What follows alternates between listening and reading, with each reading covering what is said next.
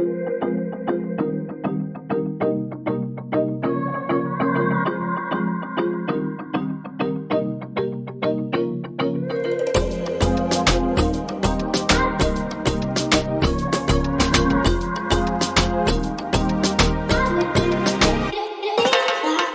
were frequently fielding calls from multi-state operators trying to gobble up as many licenses as they can throughout the country.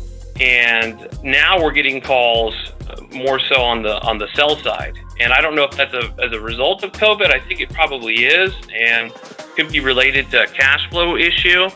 But I anticipate seeing a lot of cannabis businesses trying to liquidate assets.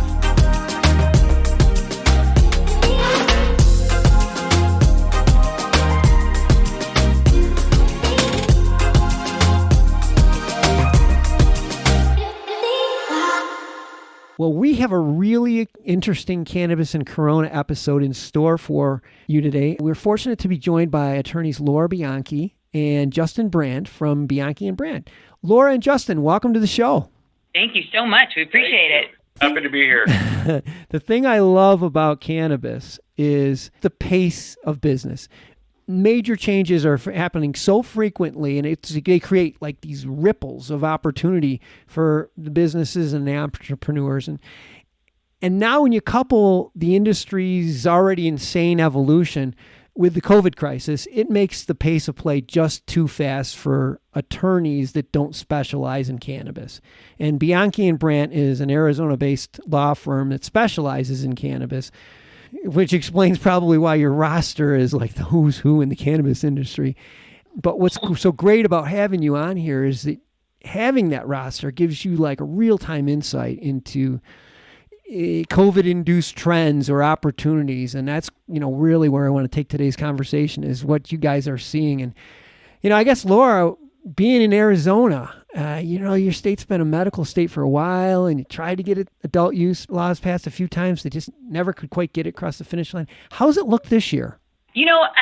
We think it looks very good. And I'll be honest, whether it's Arizona or any other state, I've never seen a state that passes it the first time around. And I think it's really just an evolution of the industry and the community and people getting comfortable. We passed, obviously, the medical in 2010, and it's really evolved into a pretty impressive regulated program. And so I think that has allowed people to see that all those horrible things that were going to happen, like our kids have not gone to hell in a handbag. They haven't all become, potheads and heroin addicts, and they haven't gone that way. And so people start to look at it as like, oh, okay, this isn't so scary. And they look at it much more as a business. And so once that starts to happen, then it makes the adult use initiatives, they're much less scary, right? It's just another business opportunity. And so I really do think that Arizona as a state has finally come to that place.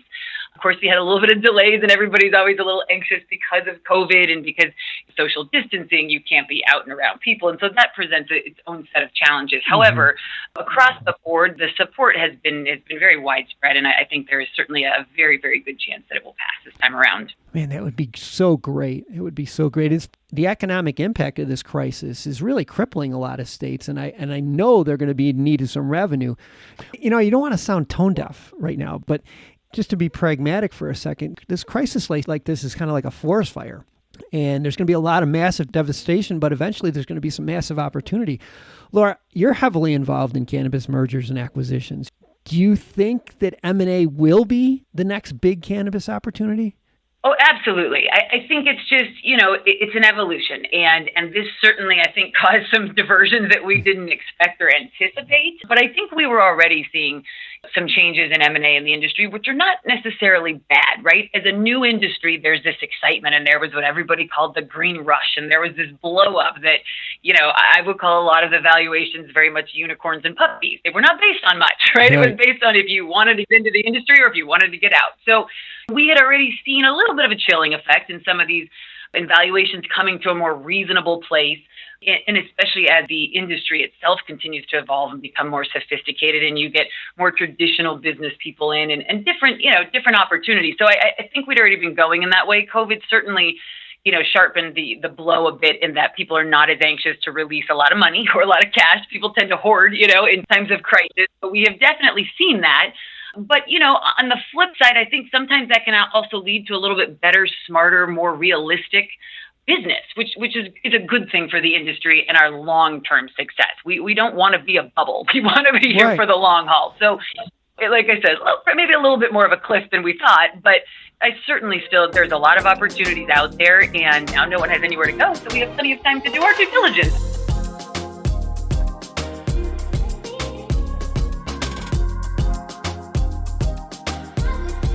A lot of companies that were sort of just surviving, they're not being able to survive right now, but they'll be more receptive to an opportunity of a merger or being acquired by a more successful group. That was really where I was going with that question. Do you think that that's going to be something where there's actual mergers taking place? So mergers, but I'll also tell you there's a lot of individuals from other industries that are interested in investing in the cannabis space. So there are different opportunities depending on the operators and their needs, right? There are absolutely mergers with groups that you say, look, they're bigger, they're better, they have more capital for operations. Those are opportunities. But there's also, guys coming from the VC market and the real estate market, or just some of the, older groups that have said, hey, we're interested in cannabis. Let's put our money there for a little bit and see how we can do. So those opportunities come in as joint ventures and partnerships and things like that as well, which I think adds, a little bit more, even more so with credibility and sophistication to the industry. So definitely different opportunities, but I think more opportunities. Oh, I couldn't agree with you more. And I think of an M&A as a process. It's not something that just happens. It's a process. Right. And I find that a lot of companies don't approach it that way. They just are like, well, hey, somebody just called us. They want to buy it. We're going to close it by next week. It's $19 million. No big deal, right? Great, done. Okay. Monday.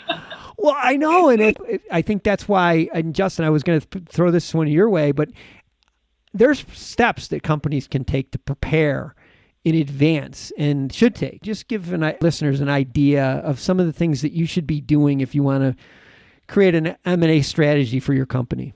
So I guess it depends a lot on if you're on the buy or the sell side. We were frequently fielding calls from multi-state operators trying to gobble up as many licenses as they can throughout the country. Now we're getting calls more so on the sell side. These big multi-state operators that have kind of gobbled up a lot of these licenses over the past couple of years don't necessarily have the cash flow to get those licenses operational. So we're starting to see them just trying to unload them. I see. You guys are kind of finding yourself in a position as almost like a broker. That's interesting. Totally. A part of that, and I don't say this is a yay us, but when we got into this industry, so many of our clients really, we have stayed with them through the years. So we know the ins and outs, we know the complications, we know the hurdles, we know what they've overcome, we know their needs. And so it does place us uniquely in a place where we can say, hey, this person called or this client has this need, and we actually think this client would be a great fit for that. Let's make an introduction, and we have to be cautious, of course, as lawyers, but we are really committed to expanding and developing this industry. If we can help make good matches, we love doing that because, again, that really just advances not only our clients, but the industry as a whole. You're having more sophisticated parties, which means more due diligence and actually taking the steps and going through a thorough due diligence process. The days of just acquiring licenses and assets related to the cannabis industry and closing in 10, 15 days are pretty much gone, I'd say, which is a good thing. Yeah, I agree. Yeah, it's kind of just the Wild West stage of the industry is kind of coming to a close right now. But if somebody, wants to sell their business or wants to acquire a license or, that's a good place to start. I mean, even to reach out to you guys and see what connections you can make on their behalf. Probably didn't go to law school thinking that that's when it was going to happen, but it makes sense. There's been lots of evolution since law school that we did not anticipate in the least, but it's all been very good. But most certainly it is. Yeah, this is good stuff. I'll have all of your contact information in the show notes, and we'll also have it at mjbulls.com. And I think we're going to have you guys on again because there's so much stuff that we didn't get a chance to talk about today that I really want to dive into. So let's just plan to have you on again. Sure, we would love that. Absolutely. It's a lot of fun. Yeah, thank you so much. Thank you.